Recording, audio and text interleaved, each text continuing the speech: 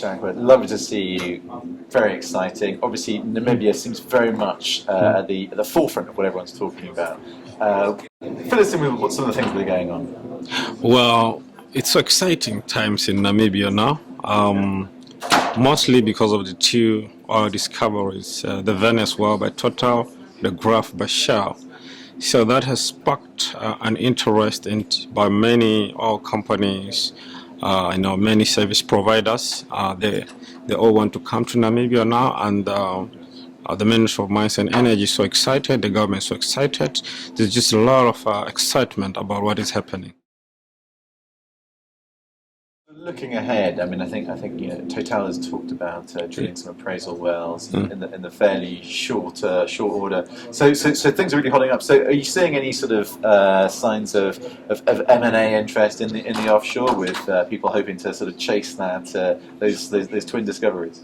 Yes, I expect a lot of M&A in Namibia, more especially offshore. And not only on the Orange Basin. Remember, the data which has been discovered now is going to help in terms of trying to de-risk the other basins, the nearby basins, the Ludwig Basin, Wavish Bay Basin, the Namib Basin.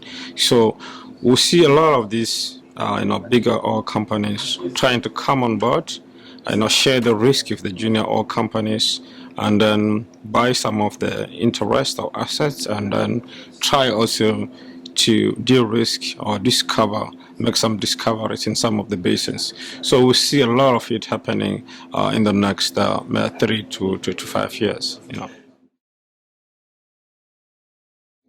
Obviously, those two big discoveries, I mean, we don't know quite how big they are, but it seems they're really big. And obviously, I suppose now the question is sort of turning towards the development and sort of the sort of regulatory and policy issues. Can you maybe just give us a quick overview of how Namibia's regulatory outlook is? How welcoming is it to foreign investment? Well, it's a very welcoming regulatory environment, and on the legal and fiscal regime is very, very attractive.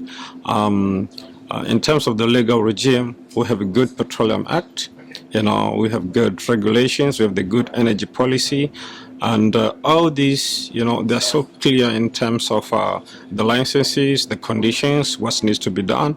We also have the good environmental laws in place, and then conditions which must be fulfilled by the operators and the petroleum license holders. On the fiscal regime, I think Namibia is one of the, I'll say, second or the third most attractive fiscal regime in Africa, with a very low royalty rate of 5%, petroleum tax of 35%, and a little bit of additional profit tax after windfall, starting from 25% going upwards. So it's very attractive, and politically it's so good. It's rule of law, it's democracy, and everybody there can do the investment because of the upholding of the rule of law. You don't have to be afraid that your property will be seized, your company will be nationalized. The law and the judiciary is independent. The legislature does the law, they don't interfere in the judiciary. So all those factors combined, they're so attractive. We become more attractive compared to some of the nations in Africa.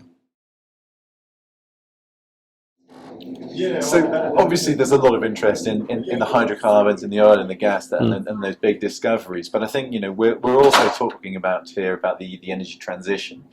What sort of potential does Namibia have in, say, sort of solar and wind and hydrogen, and how ready is the country for those sorts of investments?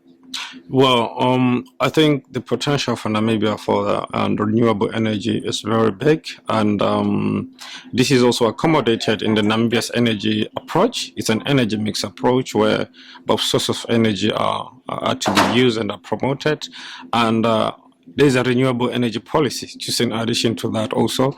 And the geology, the radiation is so good for Namibia that it's one of those parts of the world where the prospects for solar investment is higher, than in other part of the world.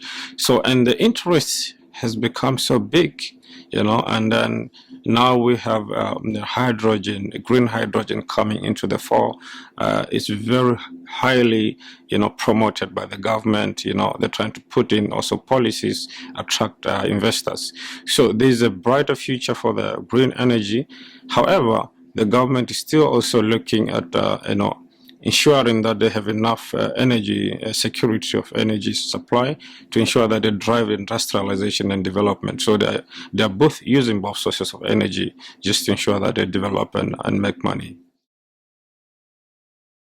So are there any things in particular that you're kind of keeping an eye on that are sort of points of interest? Yes, I think now once you have done a discovery in every country, the people wants to know how do they benefit from these oil and gas discoveries.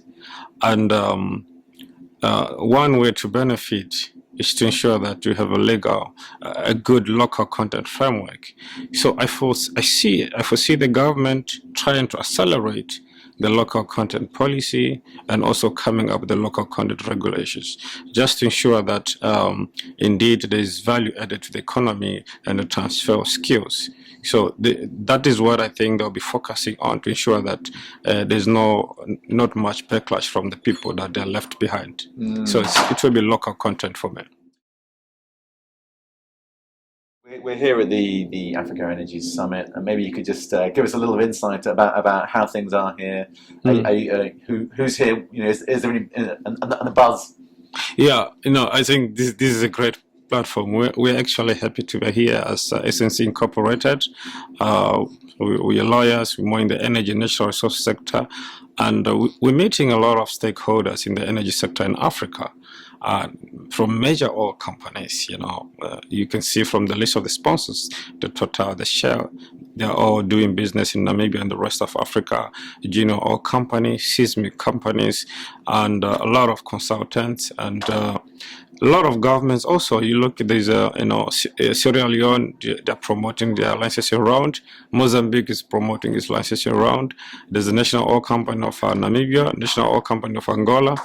I think this is the best place to be to meet all the stakeholders when you talk about the energy sector in Africa.